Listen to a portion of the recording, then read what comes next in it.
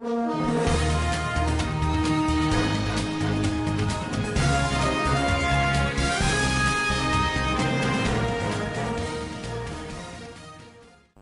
फुलेंना आम्ही असणारी या ठिकाणी आपली सुमन वाहण्यासाठी या ठिकाणी जमलेलो आहोत।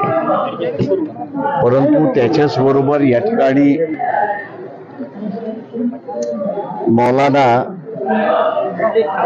हसन व कादरी, त्याच्यानंतर कारी इद्रिस, त्याच्यानंतर मौलाना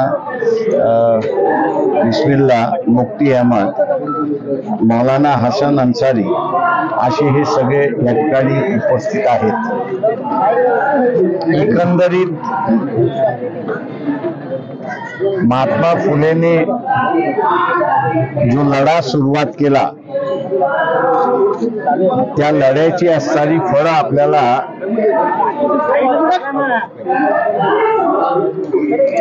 ती फळं जी आहेत ती फळं आपण चाखतो अशी असणारी परिस्थिती आहे। त्यांच्या काळातही त्यांना असणारा फार मोठा त्रास देण्यात आला। सामाजिक स्वातंत्र्य, धार्मिक स्वातंत्र्य याच्या वादामध्ये अडकवण्याचा प्रयत्न झाला। ब्रिटिशांच्या विरोधात जे सामाजिक धार्मिक स्वातंत्र्यासाठी लढले त्यांना असणारा देशभक्त म्हणण्यात आलं आणि जे सामाजिक स्वातंत्र्यासाठी लढले त्यांना असणारं ब्रिटिशांचे हस्तक म्हणून त्या ठिकाणी ठरवण्यात आले। आज पुन्हा असणारं तीच परिस्थिती आपल्याला या ठिकाणी दिसते की या देशामध्ये ज्यांनी धार्मिक हस्तक्षेप होतोय आणि आमच्या वैदिक धर्मावरती आघात होतोय असा ज्यांनी कांगावा त्यावेळेस केला होता त्यांनी आता नव्याने असणारा कांगावा या ठिकाणी सुरुवात केलेला आहे की या देशामध्ये हिंदूंचं राज्य असूनही देशाला हिंदू असं संबोधित करावं, घोषित करावं असा लढा चाललेला आहे। मी दुर्दैवाने असं म्हणेन की या लढ्याचं असणारं गांभीर्य लोकांच्या समोर आलेलं नाही आणि आज पुन्हा आपल्याला असणारं दिसतंय की पुन्हा वैदिक परंपरा ह्या देशामध्ये सुरुवात व्हावी आणि करावी याच्यावरती संविधानावरती बदलणार अशी घोषणा आहे। RSSच्या वतीने कोणी बोलत नाही आहे, विश्व हिंदू परिषदेच्या वतीने कोणी बोलत नाही आहे, पण देवेंद्र फडणवीस ज्यांना प्रांत प्रतिनिधीपर्यंत जाता आलं नाही संघाच्या हायरार्कीमध्ये, आज तेच म्हणायला लागलेत की आम्ही असणारं संविधान बदलणार नाही। माझ्या अंदाजानं रस्त्याच्या माणसावरनं कितीही बोंबलला तर त्याच्यावरती कोणीही विश्वास ठेवत नाही। आमचं देवेंद्र फडणवीसांना आव्हान आहे की आपलं असणारं वक्तव्य हेच मोहन भागवतांचं वक्तव्य आहे आणि त्यांनी असणारं हे जाहीर करावं अशी आम्ही अपेक्षा त्या ठिकाणी पकडतोय। जोपर्यंत मोहन भागवत जे RSSचे प्रमुख आहेत घोषणा करत नाही की त्यांनी 46 ते 50 या दरम्यान जे वक्तव्य RSSच्या वतीने झालं होतं त्याच्याशी आम्ही असणारं निगडीत नाही, ते आम्ही असणारं जाळतो, ते आम्ही असणारं नाकारतोय, तरच या ठिकाणी असणारं मान्य होईल अशी असणारी परिस्थिती आहे। मी मागेही म्हणालो की 3 डिसेंबरच्या नंतर या ठिकाणी अनेक दंगली होण्याच्या असणाऱ्या शक्यता आहे। आपण लोकल पोलीस स्टेशन मध्ये जर आज गेलात तर लोकल पोलीस स्टेशन वाल्यांना सतर्कतेचा इशारा आलेला आहे आणि कुठल्याही पद्धतीमध्ये 6 डिसेंबर नंतर काहीही होऊ शकते अशा इन्स्ट्रक्शन्स त्यांना आलेल्या आहेत। पक्षाच्या वतीने 2 महिन्यापूर्वीच मी असं म्हणालो होतो की एकदा 4 राज्याच्या निवडणुका संपल्या की या देशाची परिस्थिती पूर्णपणे बिघडणार आहे अशी असणारी परिस्थिती आहे। दुर्दैवाने इथे असणारं मुसलमानांना टार्गेट केल्या जात आहे आणि दुसऱ्या बाजूला ओबीसीचं आरक्षण या ठिकाणी टार्गेट केल्या जात आहे। ज्यांचा ह्या लढ्याशी संबंध नाही, ओबीसीच्या लढ्याशी संबंधित नाही, त्या सगळ्यांनी असणारा हा लढा आपल्या ताब्यात घेऊन या दंगली कशा वाढतील अशाच स्वरूपाचं वक्तव्य त्या ठिकाणी करतायत। यासाठी ओबीसीनी सतर्क राहावं अशी असणारी परिस्थिती आहे। या अगोदरच मुस्लिम समाजाला माझा असणारा सल्ला होता, गेले 9 वर्ष आपण असणारा अत्याचार या ठिकाणी सहन केलेला आहे। 4 महिने शिल्लक राहिलेले आहेत लोकसभेच्या निवडणुकीमध्ये। या 4 महिन्यामध्ये जो काही अत्याचार होईल तो असणारा सहन करा। लोकसभेच्या निवडणुकीच्या माध्यमातून शासनामध्ये निश्चित बदल होणार ही खात्री मी आपल्याला असणारं त्या ठिकाणी देतो। उद्याचं सरकार कोणाचं असेल हे सांगता येणार नाही, पण ह्या देशाचे पंतप्रधान नरेंद्र मोदी राहणार नाहीत एवढी गवाही फक्त असणारं मी त्या ठिकाणी आपल्याला असणारं देऊ शकतो। दुसरं, आपल्याला एक सवय लागलेली आहे की कुठलाही प्रश्न हा धार्मिक चष्म्यातूनच बघावा अशी असणारी परिस्थिती आहे। गदाफीच्या विरोधात ज्यावेळेस जन आंदोलन लिबियामध्ये झालं त्यावेळेस बीजेपीचं सरकार होतं। लिबिया हे राष्ट्र आहे, तेव्हा गदाफी बरोबर राहायचं की लोकांसमोर राहायचं याच्यापेक्षा ते मुस्लिम राष्ट्र आहे, आपल्याला काय करायचं अशी असणारी परिस्थिती आहे। आजही आपल्याला असणारा फिलिस्तीनच्या प्रश्नावरती इस्रायल आणि फिलिस्तीनच्या लोकांमधला लढा सुरुवात झालाय, बॉम्बिंग सुरुवात झालेली आहे त्या सगळ्या ह्याच्यामध्ये। आणि तिथे आपल्याला असं दिसतंय की पॉलिटिकल लिडरशिप ही एक लाईन घेत आहे आणि ऍडमिनिस्ट्रेशन जी आहे ती दुसरी लाईन घेते असं आपल्याला त्या ठिकाणी दिसतंय। जे प्राईम मिनिस्टर हे इस्रायल बरोबर आहेत आणि फॉरेन मिनिस्ट्री आणि फॉरेन सेक्रेटरी हे पॅलेस्टाईनच्या लोकांबरोबर आहेत अशी असणारी परिस्थिती आहे। अशा या ठिकाणी भारतावरती फार मोठा परिणाम होऊ शकतो। या युद्धाची व्याप्ती वाढली तर भारतावरती फार मोठा परिणाम होऊ शकतो। कारण का भारतीय या गल्फ कंट्रीज मध्ये 5 कोटीच्या वरती आहेत अशी असणारी परिस्थिती आहे। युद्ध झालं तर त्यांना असणारं सोडावं लागेल किंवा त्यांना असणारं सुरक्षित आणण्यासाठी सरकारला पूर्णपणे बोजा उचलावा लागेल। दुसरे अनेक गोष्टी आहेत की ज्या मी इथे मांडलं, एकच फक्त आपल्या समोर या ठिकाणी मांडलंय। माया बरोबर असणारे जमाते इस्लामीचे असणारे पुणे शहराचे अध्यक्ष आहेत, जमाते उलमा हिंद यांचे असणारे अध्यक्ष आहेत। सरकारी 3 दिवसापूर्वी मुंबईमध्ये सर्व मुस्लिम संघटनांची बैठक झाली। एक 400 उलेमा आणि मौलवी त्या ठिकाणी उपस्थित होते आणि त्या सगळ्यांचा निर्णय झाला की 8 डिसेंबरला आझाद मैदानावरती पॅलेस्टाईनच्या इश्यूवरती, फिलिस्टाईनच्या इश्यूवरती आपण असणारा पीस सभा त्या ठिकाणी घेतली पाहिजे आणि वेगवेगळ्या धर्माचे जे लोक आहेत त्या सगळ्याने त्या ठिकाणी उपस्थित राहावं असं आवाहन सुद्धा त्या ठिकाणी करण्यात आलेलं आहे। मी असं म्हणेन की मुस्लिम संघटनांच्या, रिलिजियस संघटना असतील, पण त्यांनी असणारं एक भूमिका घेतली, त्या भूमिकेला वंचित बहुजन आघाडी साथ देते आणि आम्ही त्या ठिकाणी उपस्थित राहणार आहोत। तेव्हा आंतरराष्ट्रीय प्रश्नांकडे धर्माच्या चष्म्यातून न बघता, ते एक वेगळं राष्ट्र आहे आणि भारत एक वेगळं राष्ट्र आहे, तर या 2 राष्ट्रांच्या भूमिका कशा असल्या पाहिजेत, त्यांचे संबंध कसे असले पाहिजेत या दृष्टिकोनातून सामान्य माणसाने सुद्धा विचार करायला सुरुवात केली पाहिजे। भारतीय जनता पक्ष, RSS त्यांच्या संलग्न असणाऱ्या संघटना हा मुसलमानाचा इश्यू आहे, आपल्याला काय करायचं आहे त्यांचं ते बघून घेतील अशी जी भूमिका आहे, मी असं म्हणेन की ही चुकीची भूमिका आहे। एक राष्ट्र दुसऱ्या राष्ट्राबरोबरच्या संबंधाचा हा प्रश्न आहे भारतीय फार मोठ्या प्रमाणात गल्फ कंट्रीजमध्ये नोकऱ्यांच्या निमित्ताने, उद्योगाच्या निमित्ताने त्या ठिकाणी आहेत.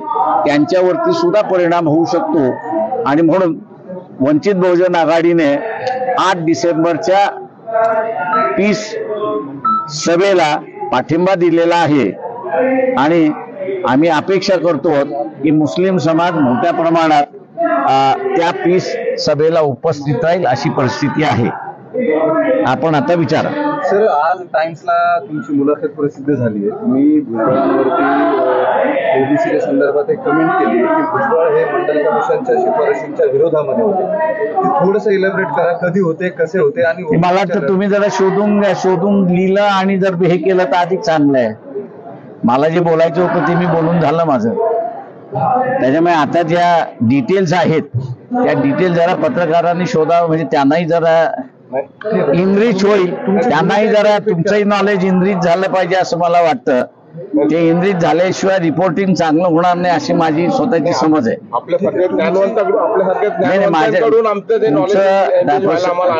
माझं म्हणणं असं आहे की आम्ही नॉलेज आपल्याला दिलेलं आहे, प्रिमायसेस आपल्याला दिलेले आहेत. त्या प्रिमायसेस वरती असणारी इमारत बिल्डिंग बांधायचं आता आपलं काम आहे ते आपण करा. तुमची भूमिका नेमकी मागणी काय होती, तुम्ही जे काय रिपीट करा कुठली भुजबळांबद्दलची तुमची कमेंट माझी मांडायची मी ती असणाऱ्या जाहीर सभेमध्ये मांडले. त्याच्यामुळे तुमच्यासमोर मांडण्याची मला काही गरज वाटत नाही अशी परिस्थिती. पण तुम्ही याच्यावरती ठामात की भुजबळांची भूमिका ही मंडल कमिशनच्या विरोधामध्ये होती. म्हणून मी म्हणते जरा इतिहास शोधा आणि काय इतिहास आहे तो जरा लोकांसमोर आणा. बरं, काल भुजबळांना जेव्हा आम्ही असं विचारलं की तुम्ही असं म्हटलं की त्यांची भूमिका मंडल कमिशनच्या विरोधात आहे, तर ते असं म्हटले की माझी तर प्रकाश भाईंबद्दल काही नाराजी नाही किंवा मी माझी त्यांच्याबद्दल नाराजी नाही ना. ते त्यांनी आम्हाला सहकार्य केलं. उलट त्यांना जेलमधनं काढणारा मीच आहे. जजला मी जर शिव्या घातल्या नसत्या तर आज जगन भुजबळ बाहेर नसते. त्याच्यामुळे असताना माझी नाराजी जर असती तर मी जजला शिव्या घातल्या नसत्या पब्लिकली. त्यांना सोडत नव्हते त्यावेळेस. त्यांचा बेल ड्यू होता, तो बेल ज्युडिशरी नाकारत होती. त्यावेळेस असताना उलटा वार मीच केला होता की ज्युडिशरी जर व्यवस्थित वागली नाही सुप्रीम कोर्टाच्या निर्णयानंतर तर जज वरती सुद्धा केस होऊ शकते हे त्यांनी लक्षात घ्यावं. आणि त्याच्या नेक्स्ट डे मध्ये छगन भुजबळाला सोडण्यात आलेलं आहे.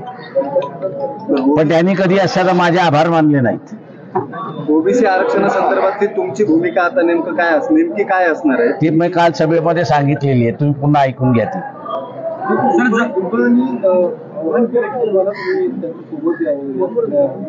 मला कोणाची गरज नाही. आणि आंबेडकर वाद, फुले वाद, शाहू वाद हा जो आहे हा एवढा सक्षम आहे की त्याला कोणाच्या व्यक्तीची गरज नाही. त्या वादामध्येच एवढी ताकद आहे की ते सेल्फ सस्टेनिंग आहे. भुजबळ नेते म्हणून तुम्हाला त्यात असोसिएट व्हायचं नाहीये का ओबीसीच्या या सगळ्या एकूण लढ्यामध्ये, की तुम्ही सेपरेटच? मला वाटतं म्हणून मी तुम्हाला म्हटलं ना, जरा इतिहास तुमचा जरा सुधरून घ्या, अभ्यास करून घ्या. तुम्ही अभ्यास केलेला नाही म्हणून तुम्ही असं इथे वाईट शब्दात बोलत नाही, पण तुम्ही अज्ञानी मला दिसताय. हा लढा महाराष्ट्रातला जो आहे ओबीसीचा, हा ओबीसीचा लढाचा जनक हा प्रकाश आंबेडकर आहे, एवढं लक्षात ठेवा. म्हणूनच त्याच्यामधला अभ्यास करून जर विचारलं ना तर त्याला उत्तरं द्यायला जरा मजेत वाटतात.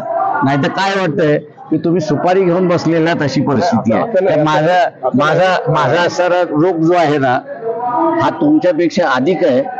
मी पूर्वी पत्रकार होतो आणि त्याच्यामुळे पत्रकारीतली काय प्रश्न कधी येतात, कशी येतात, हे जसं राजकारणातलं पक्षाचं उडतं तसं आहे, तसं आम्ही ओळखतो. त्याच्यामुळे माझं तुम्हाला सगळ्यांना सल्ला आहे. माफ करा. मी असणारा एक माझा सल्ला आहे तुम्हाला. माझ्या असलेल्या प्रश्नाच्या इश्यू मध्ये तुम्हाला एक लक्षात घ्या, मी कमेंट करणार याचं कारण की सरळ जर तुम्ही प्रश्न विचारणार असाल तर सरळ उत्तर येणार आहे. तुम्ही कोणाची ब्रीफ घेऊन प्रश्न विचारणार असाल तर माझी उत्तरं तशीच असतात एवढं लक्षात घ्या. त्याच्यामुळे असणारा तुम्हाला रिपीट करायचं असेल, मला सरळ रिपीट करायचं असेल, रिपीट करा. मला जे उत्तर रिपीट करायचे ते मी करणार, की ब्रीफ घेणाऱ्याला उत्तर मी तसंच देत असतो. त्याच्यामुळे तुम्ही असणारे इतर नेते हे तुमच्यावरती अवलंबून आहेत. ऐकून घ्या, तुमच्या नेते तुम्ही इतर नेते मी अजिबात घेणार नाहीये. मी बिलकुल कधी घेत नसतो बोललेला शब्द, एवढं लक्षात घ्या. मी कुठेही काहीही बोललेलं जे असतं ते माझं विचारपूर्वक असतं, ठरलेलं असतं आणि मी कधीही मागे घेत नाही. त्याच्यामुळे पत्रकारांनी या गोष्टी मला विचारण्याच्या अगोदर लक्षात घ्या की तो बुमरँग आपल्यावरती होणार नाही याची दक्षता घ्यावी त्यांनी. फडणवीस म्हणतात सोशल फॅब्रिक खराब होणे, मात्र सत्ताधारी वेगवेगळ्या सभा घेतात. एकीकडे छगन भुजबळ म्हणतात ओबीसी आरक्षण जाणार नाही, फडणवीस म्हणतात की त्याला धक्का लागणार नाही, पण जरांगेंनाही थांबवत नाही. त्याबद्दल वंचितची काय भूमिका? एक लक्षात घ्या की इथे ज्यावेळेस ओबीसी मराठा कोविडच्या अगोदर लागलं होतं त्यावेळेस सगळे राजकीय नेते बिळामध्ये शिरले होते आणि सगळेच बिळामध्ये शिरले होते. दिल्लीवरनं मी जी प्रेस कॉन्फरन्स घेतली होती की मागणी करण्याचा अधिकार कोणालाही आहे, त्याच्यावरती कॉमेंट करण्याचा अधिकार सगळ्यांना आहे. त्याच्यामुळे ओबीसीच्या नेत्यांनी मागणी मान्य करणं न मान्य करणं हे त्यांच्या हातात नाही. ही मागणी कायदेशीर आहे की नाही, घटनेशीर आहे की नाही, त्या काळच्या सरकारला घेण्याची गरज आहे. हे माझ्या वक्तव्यानंतर इथलं असणारं वातावरण शांत झालं, नाही तर दंगली त्याच वेळेस होते अशी असणारी परिस्थिती होती. आजही असणारं तेच मला दिसतंय की इथे दंगली कधीही आणि केव्हाही घडू शकतात. आणि म्हणून मी आपल्याला एक इन्फॉर्मेशन शेअर केली, ती म्हणजे की लोकल पोलीस स्टेशनला वॉर्निंग आलेली आहे की सतर्क राहा की तुमच्या एरियामध्ये कधीही दंगल होऊ शकते. पत्रकारी करतो आपण हे बरोबर आहे, पण त्याच्याबरोबर मी एक नागरिक आहे हेही लक्षात घ्या. किंवा माझी ही जबाबदारी आहे नुसतं आग लावायची नाही, तर ती शांत राहण्याची सुद्धा माझी एक जबाबदारी आहे. नुसतं TRP बघून चालत नसतो आणि ती नेत्यांची पण जबाबदारी असते. ती असते नेत्यांची, ती मी पार पडतोय. त्याच्यामुळे असताना मला शांतपणा शिकवण्याच्या भानगडीत पडू नका. नाही, त्याच्यामुळे शांत राहता, नाही शिकवणी तर शांत राहा. त्याच्यामध्ये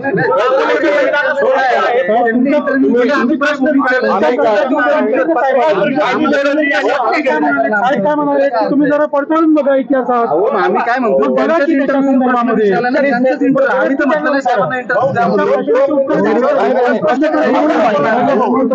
त्याच्यामध्ये असणारा दिलेला स्पष्ट आहे. कळत असेल तर मला सांगू नका. जरांगेने सल्ला ऐकलाय साहेब, जरांगेने तुमचा सल्ला ऐकलाय. त्यांनी जे काही शब्द मागे घेतले ते म्हणले की तुमचा आदर करून, तुम्ही सांगितलेला आदर करून मी लायकी शब्द मागे घेतले. ते चांगलं आहे, स्वागत आहे. मी असं म्हणेन जरांगेचं मी असं स्वागत करतो की त्यांनी त्यांचा लढा एका दायऱ्यामध्ये ठेवून की मराठा समाजाला आरक्षण मिळालं पाहिजे, हा दायरा त्यांनी असणारा कायम केला. त्याच्याबद्दल मी त्यांचं स्वागत करतो.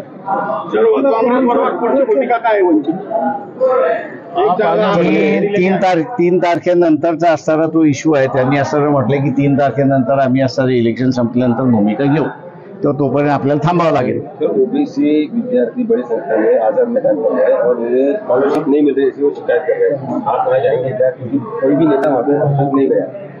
देखिए, ये ओबीसी की जो स्कॉलरशिप है, विलासराव की सरकार में जब हम मंत्रिमंडल में थे तब हम लोग ने डिसीजन लिया था कि ओबीसी विद्यार्थियों को स्कॉलरशिप मिले. 2 साल हम लोग सरकार में थे, 2 साल के लिए स्कॉलरशिप मिली. जैसे ही हम लोग सरकार से बाहर निकले वैसे ओबीसी की स्कॉलरशिप बंद हुई है. आज कई ओबीसी के मंत्री जो है कैबिनेट में है, लेकिन वो निर्णय नहीं ले सकते, ऐसी एक परिस्थिति है.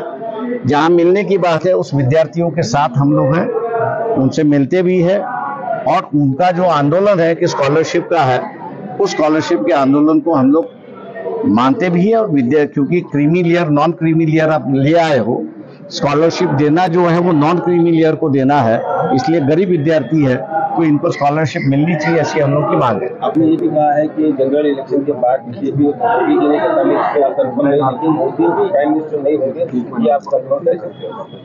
मैंने वही कहा, ऐसा क्यों?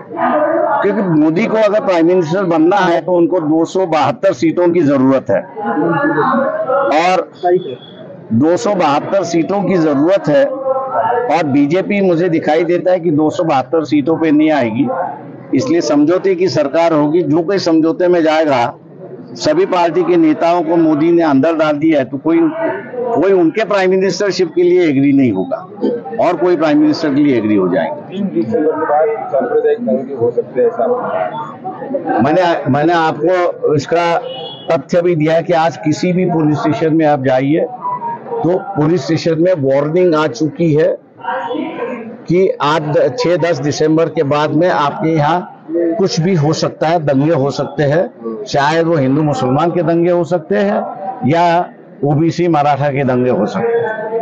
दोनों वार्निंग आ चुकी है।